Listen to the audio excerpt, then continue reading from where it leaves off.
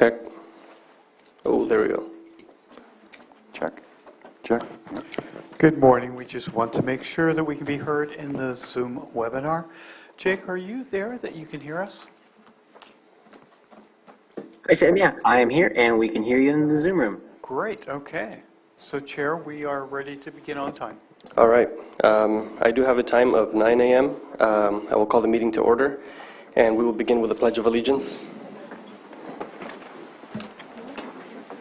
I pledge allegiance to the flag of the United States of America and to the republic for which it stands, one nation, under God, indivisible, with liberty and justice for all.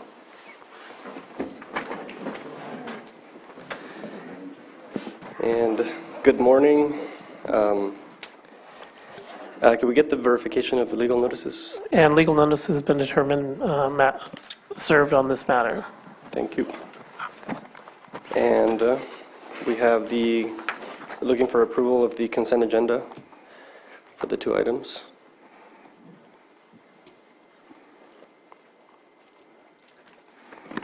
Mr. Chair, unless there are changes or edits proposed by any of my colleagues on the minutes, Commissioner Field?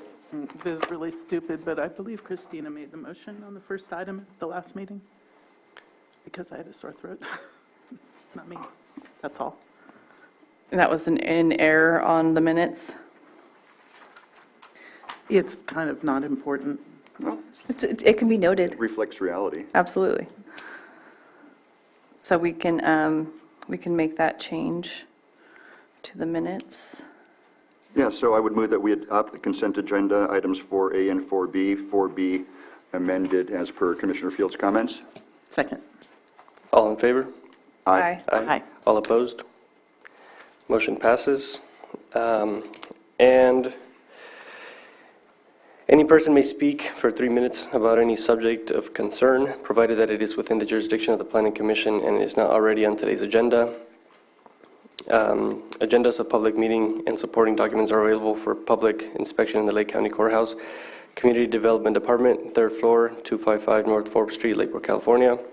A request for disability-related modifications or accommodations necessary to participate in the Planning Commission meetings should be made in writing to the Planning Commission Secretary at least 48 hours prior to the meeting. So if there's any citizens' input, if anybody would like to speak, we do grant 3 minutes for that. Our first item is timed for 9:05, which is in 3 minutes. And if there's anybody in the Zoom room that would like to join us for public, for citizens' input.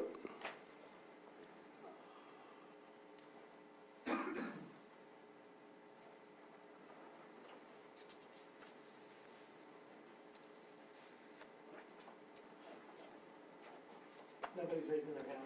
Okay, seeing that there's none, our first item is timed for 9:05, which is in 2 minutes, so just hang tight for a minute.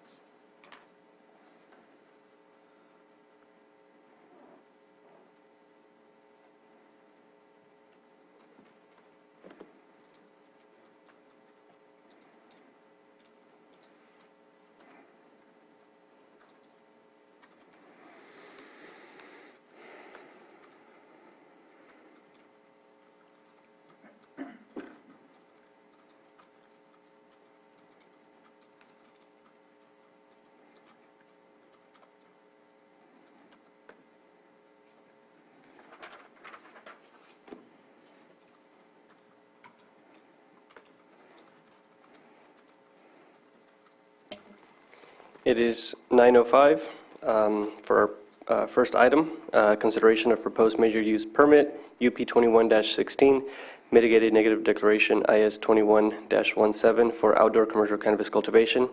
Applicant Royan Betts or Pacific Can Inc.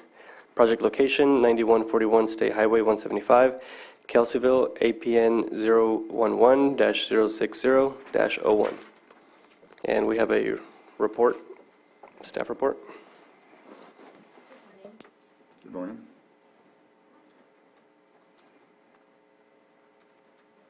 Planning Commissioners, I'm Melissa Frausto, presenting for Pacific Can Inc. Major use permit 21-16 for Pacific Can at 9141, 9261, and 9300 Highway 175 in Kelseyville.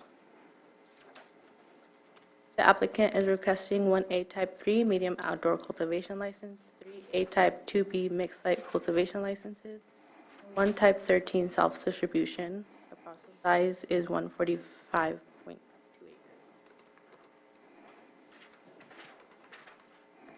The base zoning is rural lands with special lot size density, scenic waterway combining district.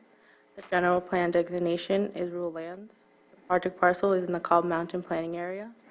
Parcels within the vicinity are zoned rural lands, rural residential, and timberland preserve zone.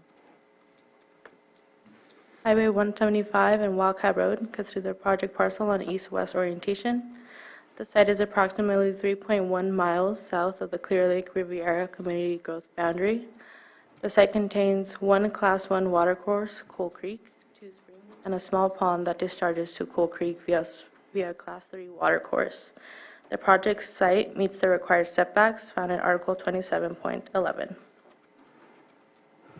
The project proposes 58,320 square feet of outdoor cultivation area, 42,000 square feet canopy area, and 36,864 square feet of mixed light cultivation area, and 30,000 square feet of canopy area, totaling 95,184 square feet of cultivation area and 72,000 square feet of canopy area. The property will be accessed from Wildcat Road. The site contains 2 existing permitted residences, 1 existing permitted 2,000 square feet security center and pesticide and agricultural chemical storage barn, 1 existing permitted groundwater well yielding 7.06 gallons per minute. Total annual water use is approximately 1,988,000 gallons per year and 8,690 gallons per day. The applicant has submitted a drought management plan, attachment 5. The project proposes 5,000 square feet processing facility building for on-site use only, 1 proposed groundwater well, and 4 proposed metal water storage tanks. Is that well proposed, or is it already existing on site?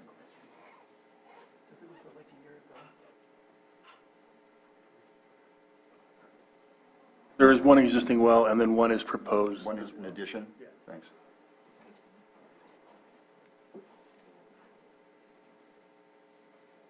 There is proposed oak tree removal and replacement for this site. To comply with the California Oak Woodland Conservation Act, a 6-acre no development zone has been established.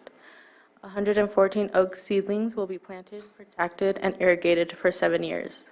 The applicant has submitted an oak mitigation plan.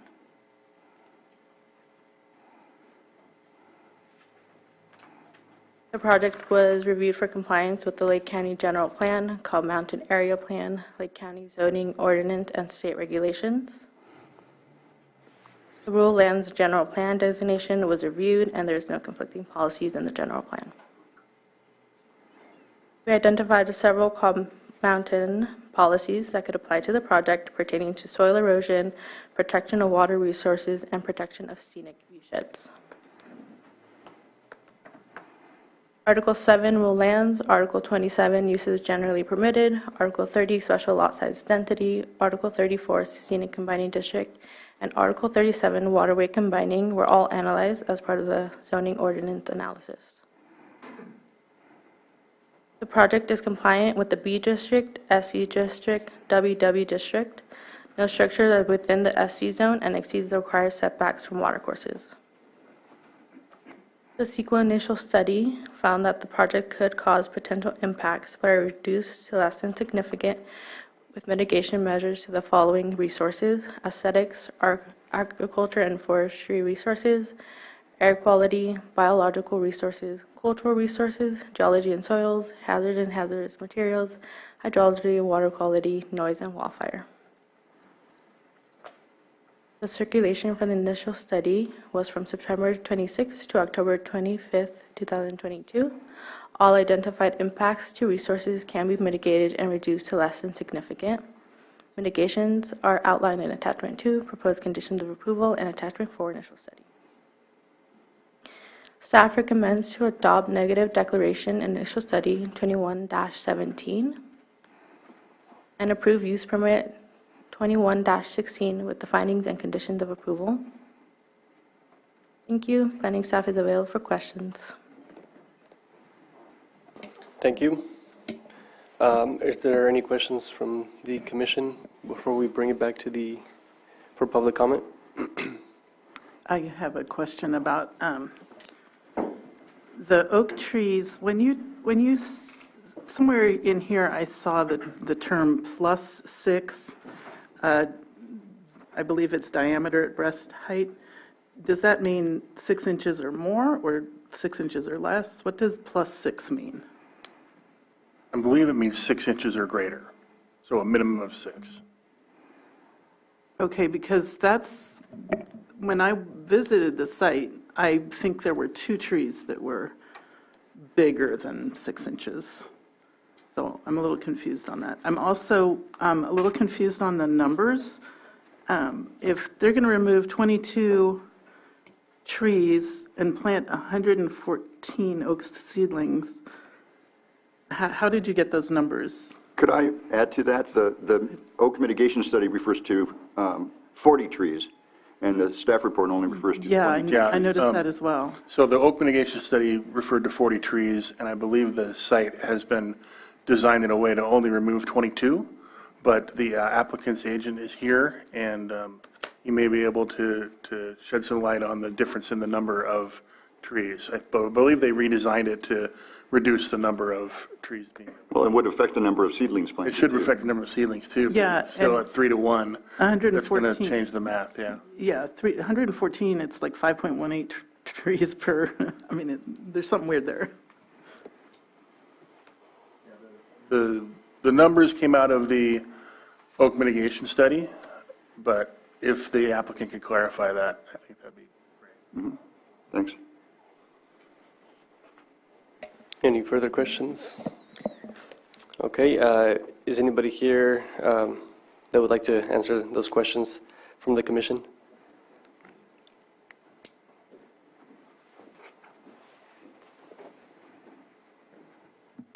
Good morning. My name is Trey Sherrill. I'm a consultant for Pacific Can Inc.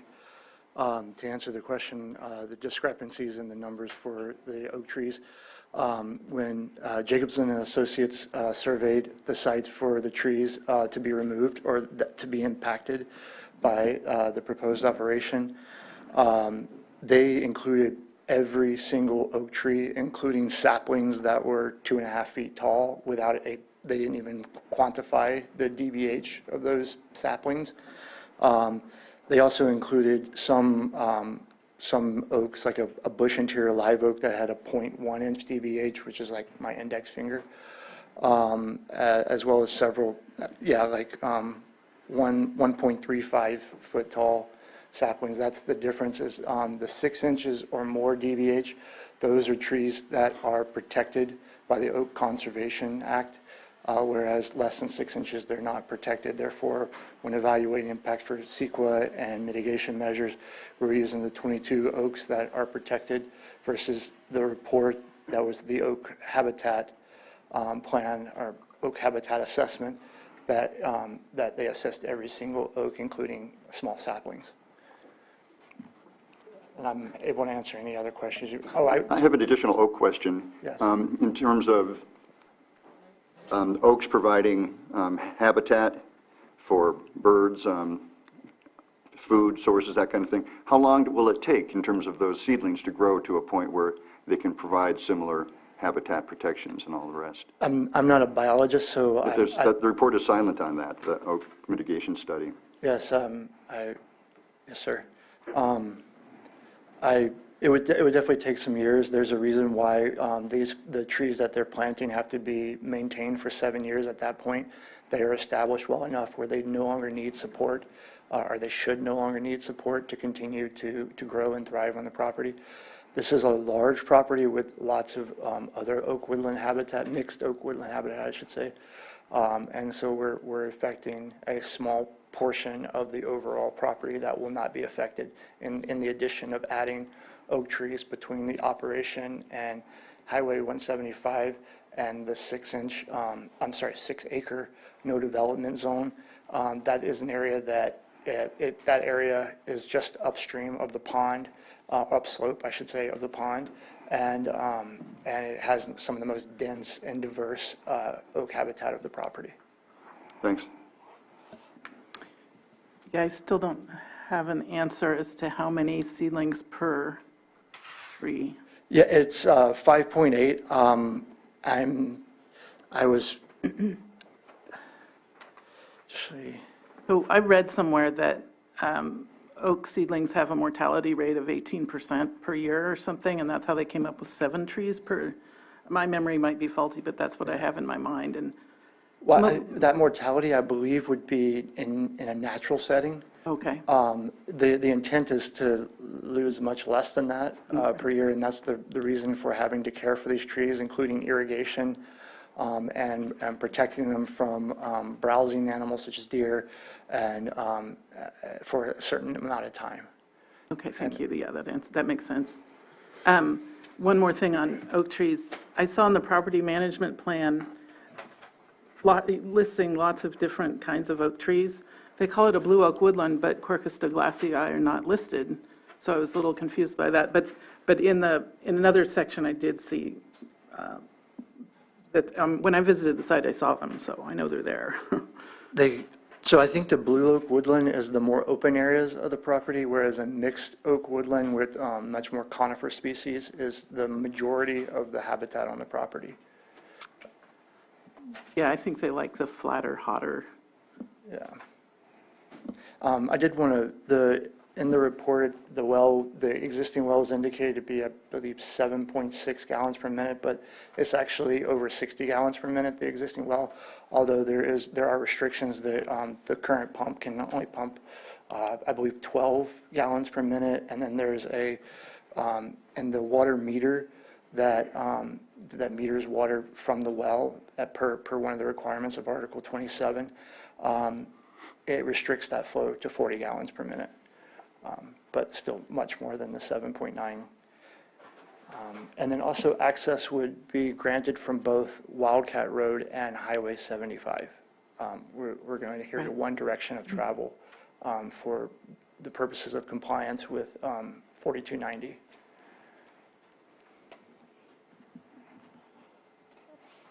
Thank you.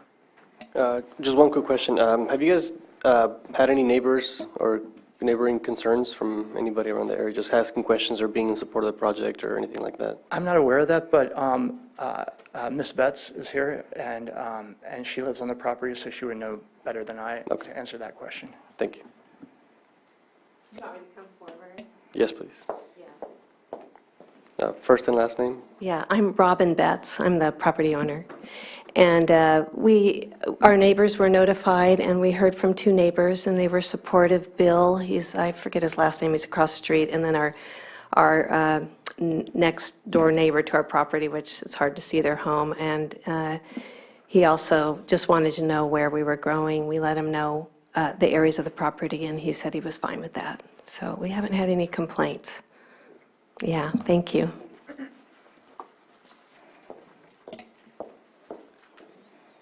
I just wanted to say this was a little confusing to me because the different acreages in different parts of this, I know it's really hard, especially over a 2-year period of time, to make everything match up. But so I just did the math on the 72,000. I thought it was 30-something square feet of canopy, and it looks like you have enough water, but I think we need to make it clear that this is not this is not enough water for 72,000 square feet. I mean, depending on your spacing, I think you're going to need about 19,700 gallons per day. But you have that. I just think that we need to be aware of this is when we're looking at these hydrology studies. I didn't see any references to other wells. We had this hydrologist come in and teach us about this, and I think we need to put that information to work when we're evaluating these. It's just a comment.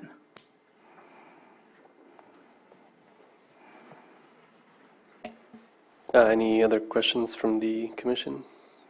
I think we are still in public comment. If we want to check the Zoom room, just in case if there's anybody there with a hand up.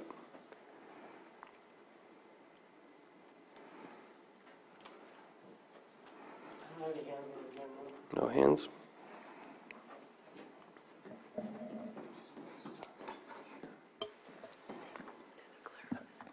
Hello, Trey Sherrill, consultant for Pacific Canning. I just wanted to try to address Commissioner Field's comment. The hydrology study differentiated between water use for the outdoor cultivation area and the mixed-light cultivation area. The reason for the differentiation is because the mixed-light cultivation area would use water year-round, and therefore would have a roughly similar amount of water use year-round. Evaporation would increase during the summer months, and so that would water usage would increase during the summer months. Whereas the outdoor cultivation area would only occur between June and October. And then in the differentiation, the hydrology study indicated, the 58,320 square feet of outdoor cultivation area and the 36,864 square feet of mixed-light cultivation area. And maybe that was the differentiation. Perhaps that was the reason for it not being clear. We estimate that the outdoor cultivation area would use 2.6 acre feet, while the mixed-light cultivation area would use 2.54 acre feet. And I believe and that's translated into gallons as well in the summary of the report. I really like, by the way, how you do that. You give a chart that shows both, because I'm a farmer, and I think gallons per minute. Other people think acre feet. Yeah, it's Appreciate that. yeah, it's like translation is we're all talking about it's all volumetric measurements, but so for example, those numbers, those acre feet combined would be 1,700,000 gallons. And so that becomes a very large number that becomes cumbersome in the reports, and so it's sometimes easier to use acre feet to be more concise. And I'm happy to answer any other questions at this time. I have one question, Mr. Sherrill. Do you have any involvement from either Middletown Rancheria or Big Valley? Have they commented or been involved in any discussions? I didn't see any reference to any of the tribes. If I can just interrupt here, on the property management plan, that was a question I noted. Why was the cultural resources section of the property management plan redacted? Because that is what is published to Secrenet and is publicly available. This is sensitive information that they don't want the public having. To that extent, we recently had to remove the location of there is a cultural resource area on this property. It's been identified, and a 50-foot buffer has been established, or will be established, I should say, before any project development were to occur. But we had to remove that from the site plans for this hearing, because the hearing would be publicly noticed. And so I did have a question for staff too, and I'm not sure if, so I'm looking at the initial study, the section 5, and in the response from staff, there's a reference in the last sentence that says the SLF search returned positive results. I've never seen SLF before, so I'm not sure what that's referring to, or if it's supposed to be Sacred Sites land file. So I'm not sure, I haven't seen that. I believe it's referring to Sacred Lands File, the California Native American Heritage Commission Sacred Lands File. Yeah, that's what I wanted to understand. And so what this is, to me, without having the opportunity to look at the report, the cultural resource report, I don't know if this is referring to, a burial site or specific scientific information in terms of actual artifacts. And so that's a little alarming for myself, not knowing that specific, because to me that would require, depending on if it, unfortunately a Native American burial is considered a resource for science. And so without knowing, it just raises concern in terms of what that is. And that's why I'm asking if the tribes had been involved to further have any discussion. If not, then that's what it is. But that was the question I had for the tribes. I'm sorry. I think it's a question for staff. Well, Mr. Sherrill clarified it. This is a Sacred Sites Lands File. Yeah. I've just never seen SLF before, so I wasn't clear on that. But I'm- if the tribes have been involved, that's all I was asking. Particularly the Middletown Rancheria, I reach out to them often. Mr. Michael Rivera is my contact there. And I can't say 100% certain because I've spoken to him about a number of sites, and so I may be confusing them. But I believe when this particular site that's located on this property was recorded, I believe I mentioned this to Mr. Rivera, and he indicated that this was outside of their sphere of influence, but don't quote me on that. I'm sorry, I have a dozen sites that I work with him, and I may be confusing those.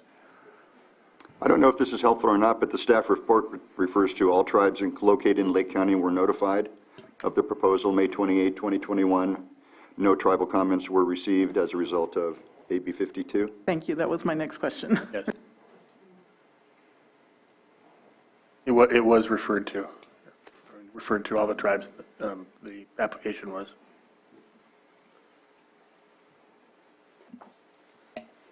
Any further questions from the commission? No, I'm just very concerned about the tree removal. When I visited the property, I saw 2 trees, which is a negotiable number, but 22 is a lot more than 2. So it concerns me. My only comment. Can we just take one quick look at the Zoom room so we can close public comment and bring it back to the commission for? Yeah, I don't have anything else. Okay, I'll be bringing back to the commission for motion. I have a request for staff, Mr. While I do support this project, I noticed a reference to Wildcat Road, and without having a photographic memory, it's a road we've heard a lot about lately in terms of applications and grows. And while as I say, I don't oppose this particular application, but we're starting to get into that cumulative effects territory. And I just don't know, would it be possible for Andrew Amelung to, in the staff reports, include already approved grows in the same vicinity and or in the pipeline so that we could get a sense of the cumulative effect on a particular area?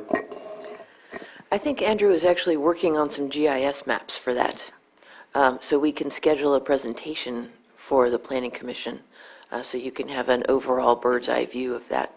Well, I think it's important for applicants and the public to understand, too, that while we've approved several, perhaps in one location, suddenly we say no, which we haven't done, but as a result of cumulative effects. We could add that as a standing slide in our PowerPoints. I would find That'd that be great. helpful. I can't speak for my fellow commissioners, Yeah. but Yeah. Sure, yeah. Please. Talk to him about it. Commissioners, if I may, you are correct, Commissioner Hess. The cumulative effects is part of the CEQA analysis. It should have been performed as part of the analysis for this project. So if you have specific questions as to cumulative effect for this project, you can certainly ask them. If the information isn't present in the material provided to your commission, or if it's confusing, you can ask for clarification. You can ask for further information as well. So if it's not present or it's not clear, you can certainly ask staff for clarification because it should have been part of the analysis already. sure. For my part, I was just asking going forward. I will add that it was analyzed in the initial study. And then I did want to point out a couple of things, if I may, and then make a request to add a condition. First of all, I wanted to call attention to the drought management plan, just to point out this project does have measures to reduce their water usage during the drought emergency. I wanted to call attention to that, make sure it's understood.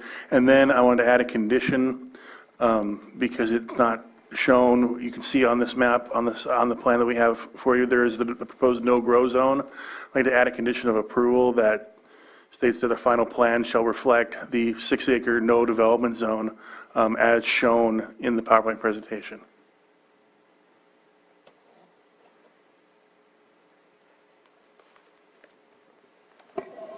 The purpose then, I'm assuming, Byron, and you can confirm this, is by establishing a condition that that is the no-grow zone as shown in the site plan and will include the specific date of the site plan. It is to try to achieve the same effect as a conservation easement would, in that that area will be checked on our annual monitoring to make sure that there continues to be no development in that particular zone. Oh, interesting, and this would be just upstream of the water source, right? That was the intent, yes. That sounds great to me. It just wasn't reflected very well on the plans that were attached, so I was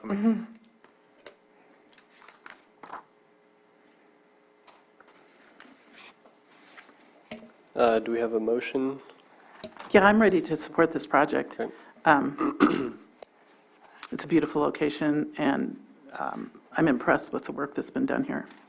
I move that the Planning Commission find that the potential impacts associated with this project can be mitigated to less than significant through the implementation of the mitigated negative declaration IS 2117 submitted by Pacific Can Inc. for the property located at 9141 9261 and 9300 Highway 175 Kelseyville, and that the Planning Commission adopt initial study IS 2117 with the findings listed in the staff report dated February 9th, 2023.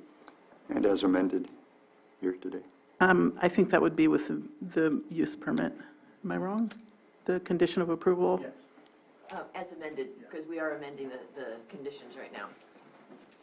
But the motion currently is for CEQA? Yeah, it's for the negative. Yes, so we're not amending the CEQA, Oh, sorry. right? So, yeah, it would be the second motion. You're correct, Commissioner. Thank you. I'll second. All in favor? Aye. Aye. All opposed? Motion passes. I further move that the Planning Commission approve the major use permit UP 2116 applied for by Pacific Can Inc. on property located at 9141 9261 and 9300 Highway 175 Kelseyville, based on the findings and subject to the conditions as amended today included in the staff report dated February 9th, 2023. Second. All in favor? Aye. Aye. Aye. All opposed? Motion passes. Note that the applicant or any interested person is reminded that the zoning ordinance provides for a 7-day calendar day appeal period. If there is a disagreement with the Planning Commission, an appeal to the Board of Supervisors may be filed. The appropriate forms and applicable fees must be submitted prior to 5 p.m. on or before the 7th day following the Planning Commission's decision on this matter. Thank you.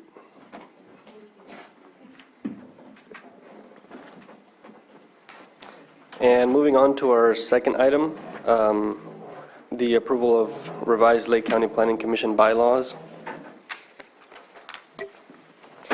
Thank you. The last time, as has already been presented to the Planning Commission, the last time we updated the bylaws for the Planning Commission was in 2000, so it's about time. A number of changes were made to the draft bylaws that were to address the rules of order. We're going to go with Rosenberg, which is better suited for small groups such as ours. Quorum and taking action, we added a little clarification on that because the old ones were kind of confusing. And then also the option for reconsideration. We previously had a part in there about alternates, but when the Planning Commission considered the amendments on November 17th, that part was removed by consensus. And so now you have the updated draft version. If I could just add one more thing. These bylaws are meant to be a living document, and so we will not wait another 23 years before looking at them again. The point of the document is to protect the Planning Commission, to make sure that the public understands how we're operating, and to keep it updated so that it reflects as times change and procedures change. So I'm hoping that you'll feel free to discuss any item that you think may not reflect what we're doing now, and we'll take it from there, and I leave it to you. Thank you. Thank you. And seeing as we don't, we have to approve the bylaws, right? The end action, should the commission desire to do so, would be action to approve the bylaws. Okay, so looking for a motion. If I may comment on part of the bylaws, I feel like the section on site visits doesn't really reflect reality, 23 years down the road, meaning that the idea of us all going on a field trip sounds very quaint and I think sort of unwieldy in terms of the Brown Act and ex parte communications. And since I've been on the commission, it was hard to plan those things in advance and notify the public as well, because I could get a call out of the blue from an applicant in District 1, from which I am appointed, asking me to come, and presumably is coordinating with other commissioners to make similar site visits like for Six Sigma. And that seems to be more the reality now, and that commissioners disclose that they have made a site visit when that agenda item is up at the next meeting. And I don't know, I just can't see all of us getting on a little tour bus and driving around and not being able to talk to each other about what we're seeing and asking and answering questions. Commissioners, if I may provide some clarity on this particular section. So Section 1 of site visits, that sentence there, says that the commission may, when needed, call a special meeting for, and so the way this seemed to read in the original bylaws or the current bylaws was that it allowed for a process for when the commission in its entirety would visit a site. So should there be any circumstance in which more than 2 of you would go to a site at any one time. And so it gave a designated time or day of the month, and it gave the process by which that could happen. It doesn't prevent individual commissioners from visiting sites on their own. In fact, there is a section later, I think, or in which your commission requires its members to disclose visits that they do take on their own, and what they've learned from those. So this is not a limiting section. It's not intended to be a limiting section. What it does is provide direction to the commission, from the commission to its members, on how to visit a site when more than 2 members would be visiting.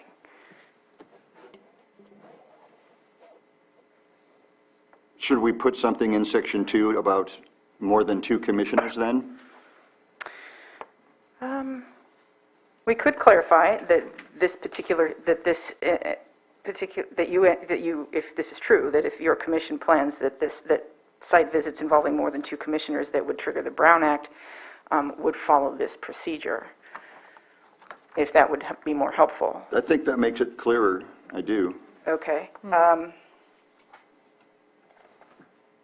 I mean, I think that's fine for when we do take an all-commission tour.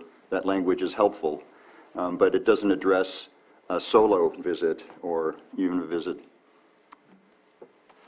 Would a sentence just saying a special meeting would be required if more than 2 planning commissioners visited the site? Well, I was thinking, because for that first sentence, the commission may, when needed, call a special meeting in which the commission will engage in the site visit is permissive. So it's not a requirement. But it's not shall. Right, exactly. So the commission may, when it's called for, follow the following procedure in Section 2.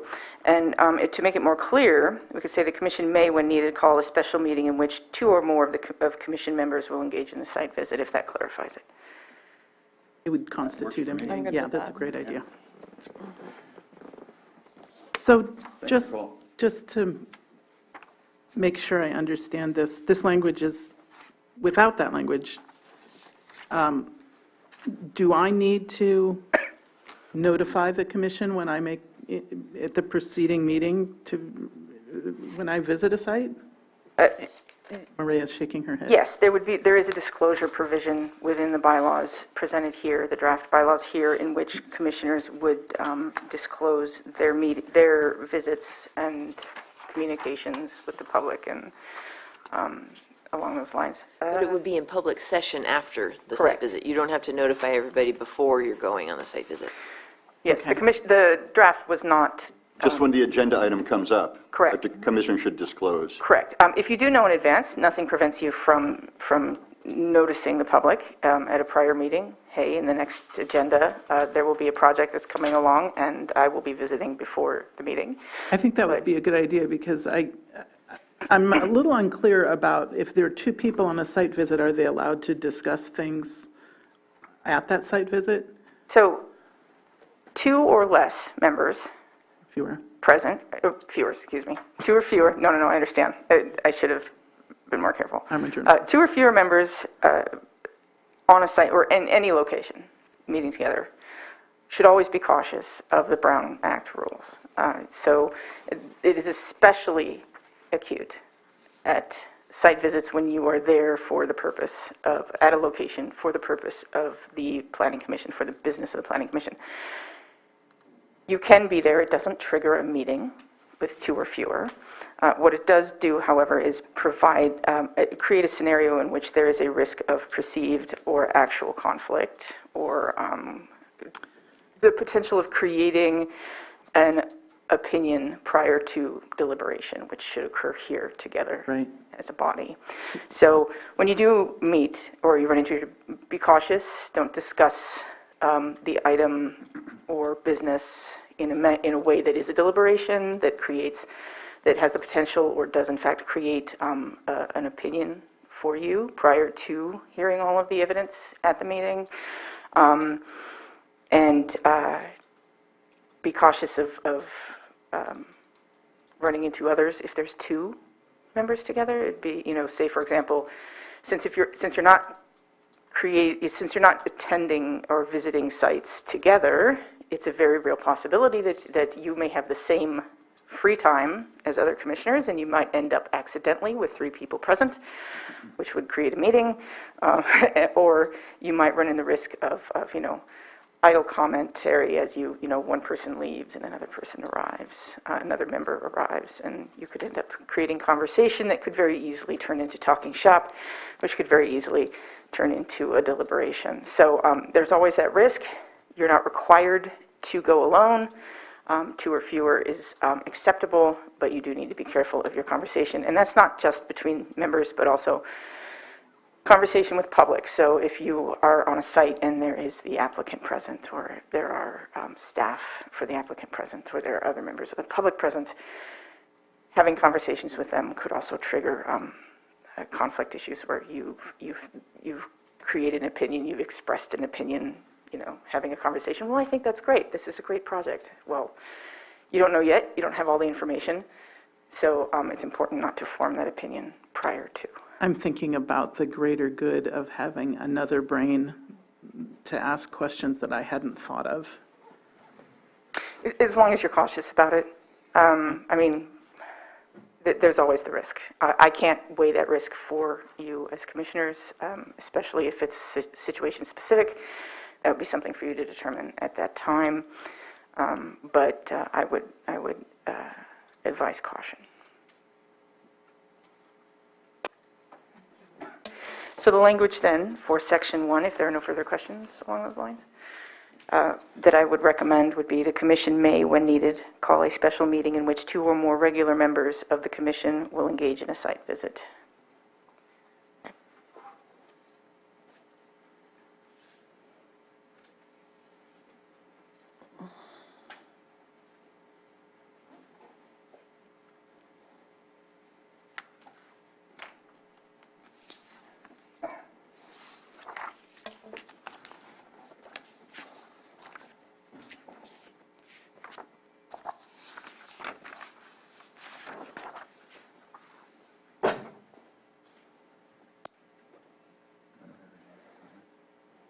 No further comments or questions on the item?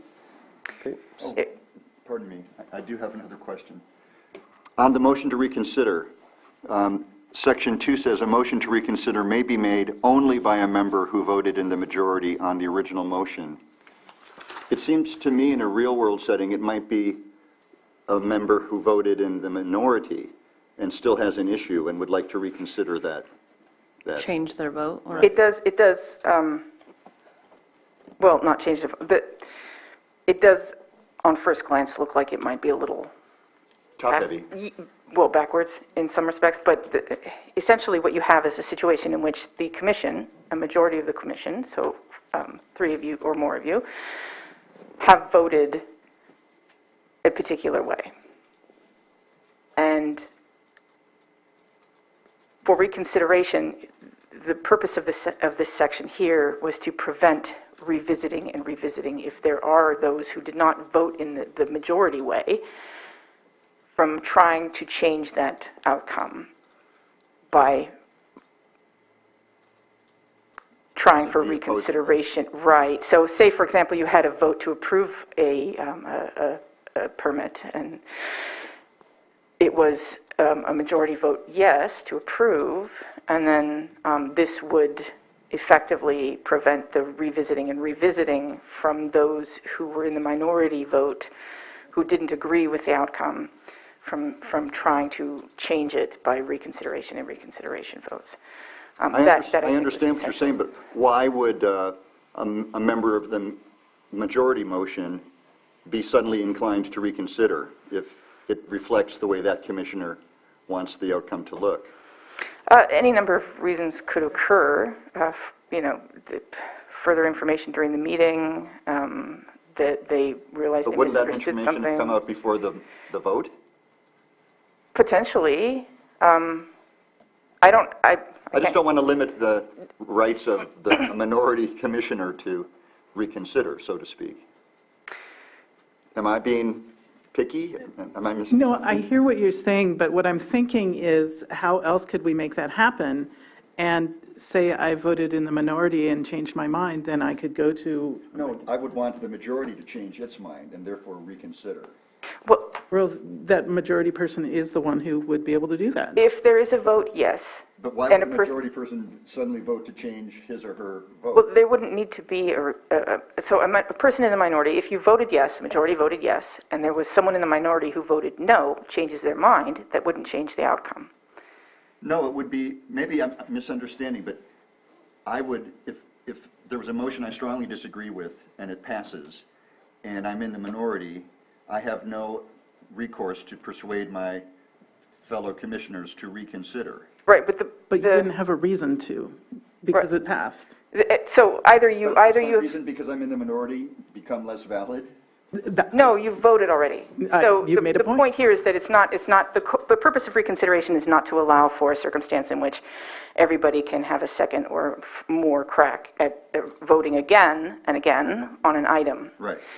If you are in the if you're in the majority and you voted yes, and there's somebody in the minority who voted no, if they change their mind and say I should have voted and suddenly think I should have voted yes, it will not change the outcome because the majority voted yes. If they are still in the mind that they voted that they are going to vote no and they just want to try again, the majority has already voted. So the point here is to prevent people trying again and trying again and trying again for a vote that has already occurred. The purpose of a reconsideration, and the reason we put this in here, was because of circumstances in the past recently where there have been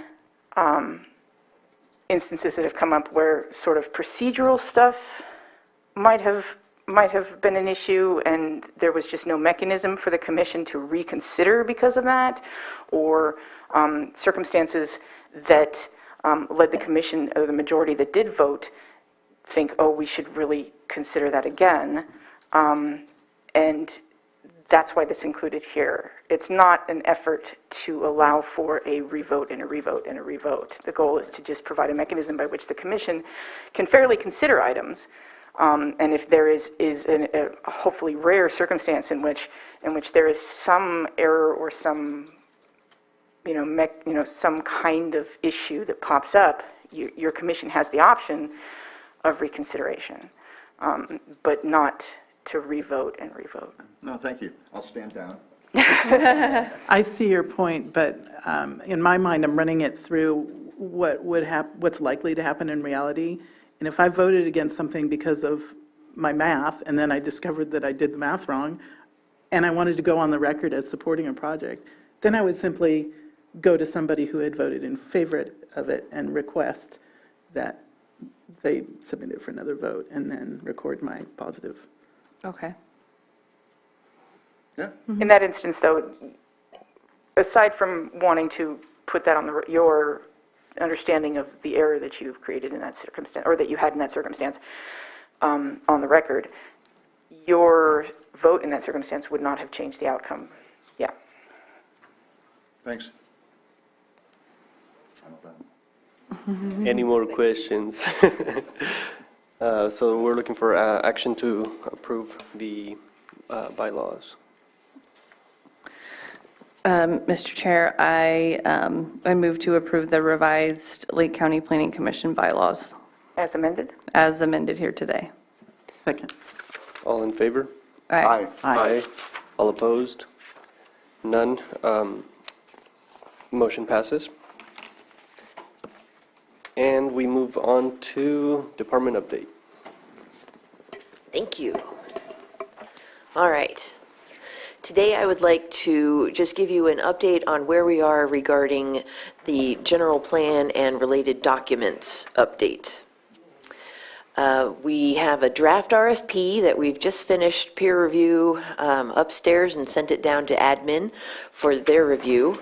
Hopefully that'll get out soon. I really don't know what the timeline is because I'm still new getting back here, but I am going to follow up enthusiastically and consistently until we can get that passed. But I wanted to go over just a visual that our senior planner, Laura Hall, created when she was working on this RFP. Thank you, Jim. Jim's going to get that up and running. As you know, we have a number of advanced planning documents to work on. And it's really exciting when it's not really overwhelming. So we just sketched out a timeline that Laura did a great job of identifying visually for easy consumption that kind of shows the advanced planning projects that we'll be working on for the next 5 years. And as soon as he gets that table up, you'll see the top ones are going to be in red. Those are our top priorities, and there are two elements of the general plan that are the top priorities. One is the housing element, which is due, an update is due to the state by this August. So we're already sort of doing some preparatory work for that in case we can't get a contractor to come alongside and help us, and we need to do it in-house. We're already starting to position ourselves for that one. Then the second one is a safety element, which we are treating as a top priority because in the 2008 general plan, one of the implementation tasks was to update the safety element as soon as possible. So it would be good if we get it done before that 20-year mark reaches us. Prior to the safety element, we're required to do a climate vulnerability analysis, and I'm really excited about this document because it not only informs our safety element, but it'll jump over to the Office of Emergency Services and inform their local hazard mitigation plan. It will also help our climate resiliency officer to get a good kind of ground information about where we are and where we need to go. So I can't wait till this comes out. But so if you'll see, it's the top few lines in red. It's really, really small. But that is the climate vulnerability analysis, our safety element, and our housing element, along with, of course, the CEQA document, which will have to accompany those. Then you go over to the blue, which is a high priority, not the highest priority, and we're going to start moving into our area plans. Yeah. I think I told you how I'm hoping we can do it, which will actually start before 2024. we're already talking at the staff level about creating a checklist to capture all of the data that's pretty standard in every area plan. It's just it's updated data about demographics and things about that particular community's area plan boundaries. So we'd like to develop a checklist and distribute it out to the town halls and town councils, because that's where we get a large concentration of people who are already really focused on the community and thinking about its vision. And so that body would start working on the general data, so that in the remaining time of the 24-25, you can see the yellow. It's a little before the yellow. At the top is Lower Lake Area Plan, then Cobb, Kelseyville, Lakeport, Shoreline Communities, Upper Lake Nice, Rivieras, and Middletown. We ranked those according to date of their adoption. So we're going to start with the oldest and go to the newest. And after we are able to get the standard checklist finished locally, that's when we're going to start the vision planning, and we'll go in that timeline. So starting at the oldest and going to the newest, we'll be able to collect all that demographic or the standard checklist stuff from the town halls, and we're going to start a greater public outreach to the community to start working on the visioning phase of the community area plans. Quick question. How does the county collaborate with districts like District 4 that have city governing bodies, like City of Lakeport and City of Clear Lake? Do you guys work with them, or are we completely separate as far as gathering information? Well, the climate vulnerability analysis is going to be a regional one. Okay. That will include data from the cities, because it's not like the environment stops when you drive into Lakeport. And so that's another thing that I like about this, is that the cities will be able to use this as a tool as well for their planning. For the area plans, specifically the Lakeport area plan, it's only the North Lakeport area. Okay. So we will, of course, be welcoming input from the city, but it doesn't necessarily guide the visioning of that community, though you can't really separate yourself, from the city. So we do expect input and interaction, but it is a county jurisdictional document. Okay, thank you. My pleasure. And then we'll get to, whatever's left over, which is pretty much most of the rest of the general plan. And additionally, we have 2 elements that are specific to Lake County that aren't standard in every general plan, which the state allows you to do. They have a certain number of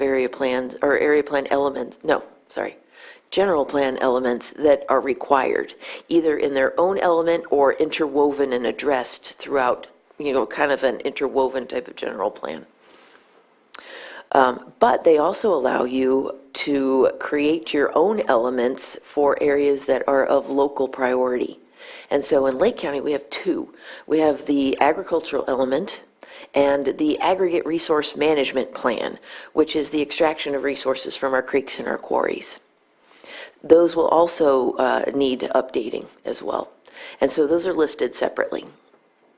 What we didn't list also is the ongoing CEQA.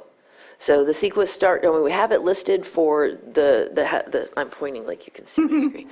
We have it listed for the safety element and the housing element, but it's important to know that it's actually going to be continuing and ongoing and interwoven, because all land planning documents are going to have to be addressed with their environmental impacts. And I think that's all I've got for you. And Could we all get a copy of that Yes. chart? certainly, yeah, I'd be happy to email that to Yes, you. please. I plan to broadcast it far and wide. I haven't actually told the board yet, but I'll get to that. It's coming. I will, yes. I have a question, maybe this is premature, but I was just thinking about Kelseyville, and it doesn't seem to have a community group like that. It has a business association and it has ag groups.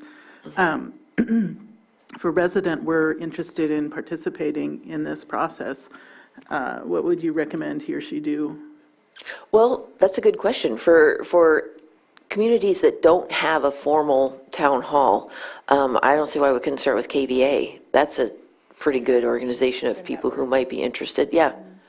I would not recommend that. Okay. It's important to note that this stage is a checklist it's a collection of standard data. It's not objective. It's going to be pulled from census data, from county records and things like that.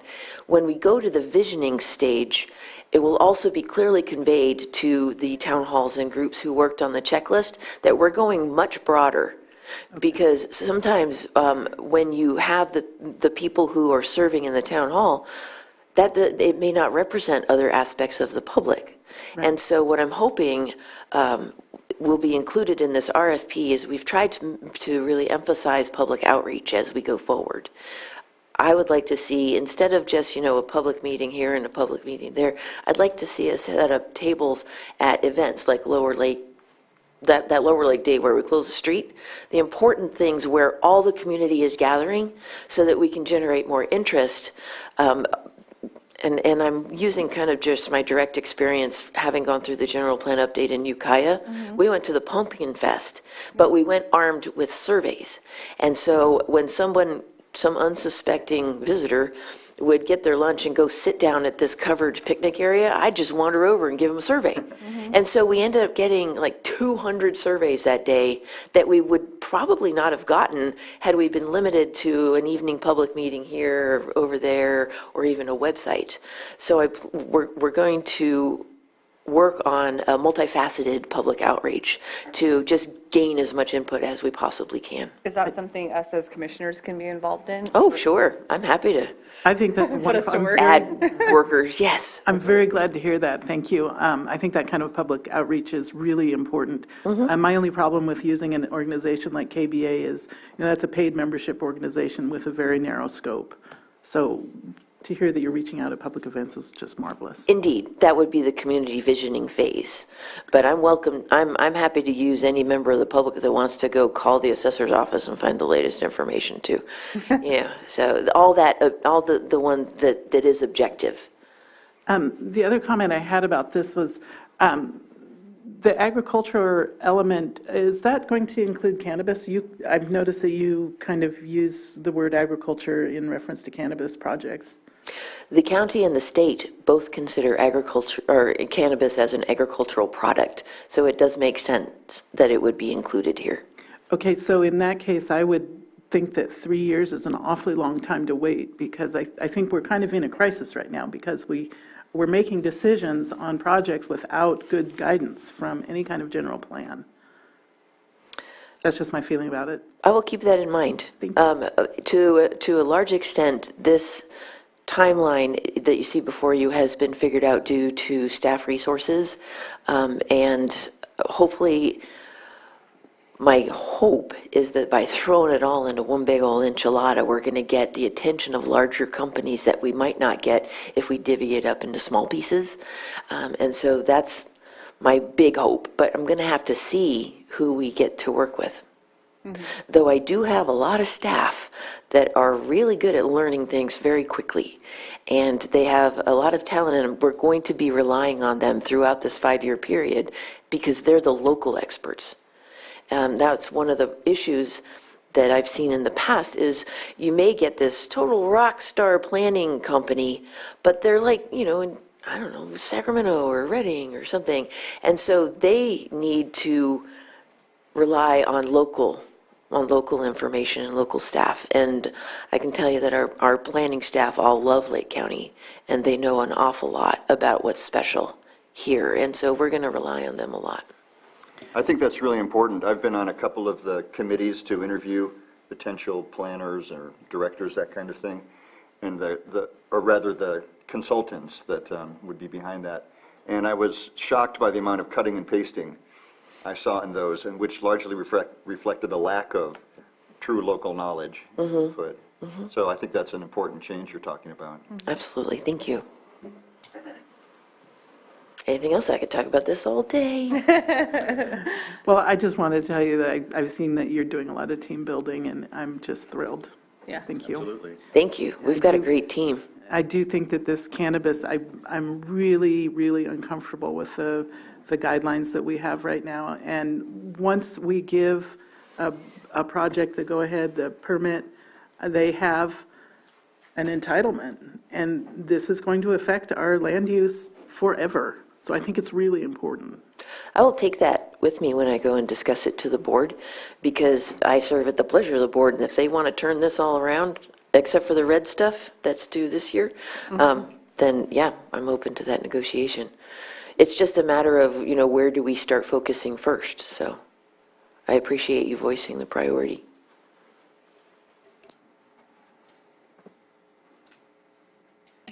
That concludes my presentation. Thank you. Thank you. All right, seeing as looks like we're done, so I will call the, Did we take action on the bylaws today? yeah. You amended them and then you took action. Okay. All I had was a banana this morning. All right, meeting adjourned at 10:03. Thank you.